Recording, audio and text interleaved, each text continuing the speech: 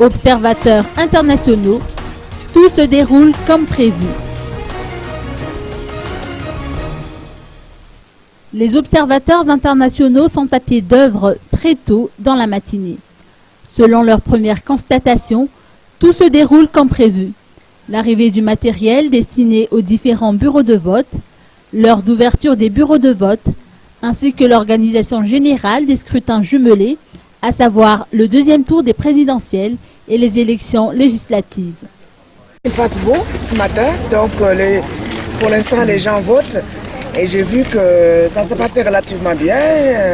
J'ai suivi le chauffeur et je lui ai demandé combien de temps il avait mis une fois qu'il était dans le bureau de vote. Il m'a dit 3 minutes. Donc je pense qu'il y a une meilleure assimilation déjà des procédures de vote.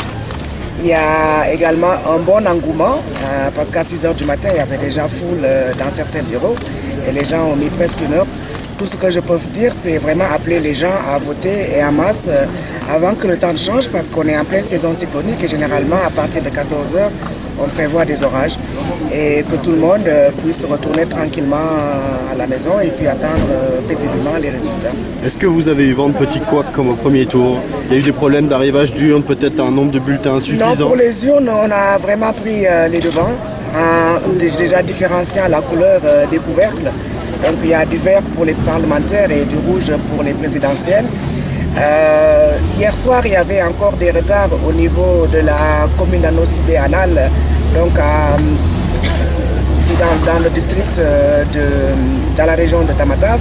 Mais on a dû utiliser l'hélicoptère qui était affrété pour le ramassage pour pouvoir mettre en place tous les bulletins et le matériel dans les 10 communes.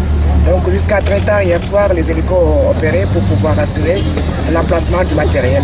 Depuis ce matin, je n'ai pas encore reçu d'écho qu'il manquait du matériel et on attend toutes les informations au fur et à mesure que les gens se présentent.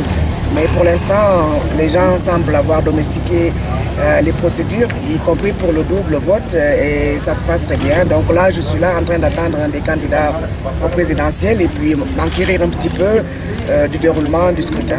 C'est quoi le message après le vote, après la fin du vote, justement, aux candidats comme à la population? À la fin du vote, c'est que si vraiment ils constatent qu'il y a des irrégularités, d'utiliser les moyens légaux, comme on l'a fait pour le premier tour, pour pouvoir vraiment porter leur voix. Et que chacun puisse rentrer à la maison et maintenant préparer les fêtes de Noël.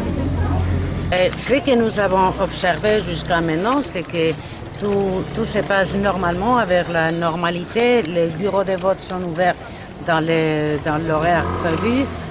La plupart, l'énorme majorité d'entre eux.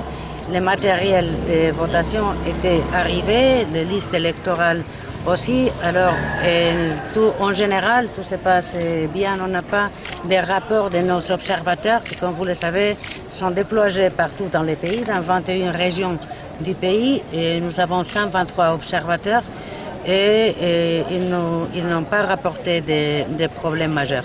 Concernant la participation, est-ce que vous avez déjà des informations? On n'a pas des informations fiables parce qu'on a observé presque une centaine de bureaux de vote et jusqu'à qu'on n'ait pas au moins 350, on ne peut pas faire une extrapolation. Mais ce que je peux vous dire, c'est mon expérience personnelle.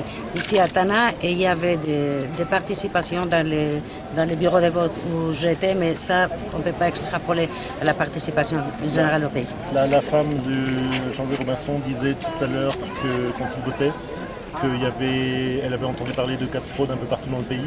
Elle ne pouvait pas préciser ce que vous en avez entendu parler? Moi, je peux parler de ce que nos observateurs nous disent, d'après la méthodologie utilisée par l'Union européenne, qui est assez fiable et crédible à niveau international.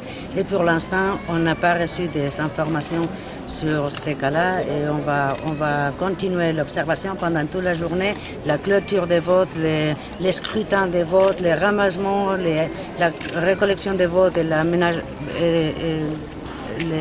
les amener ici à Tana et on fera notre évaluation préliminaire. Pour l'instant, on a la normalité. Vous êtes confiant quand même, vous ne craignez pas qu'il y ait un trouble post-électoral? Pardon? Vous ne craignez pas qu'il y aurait un trouble post-électoral?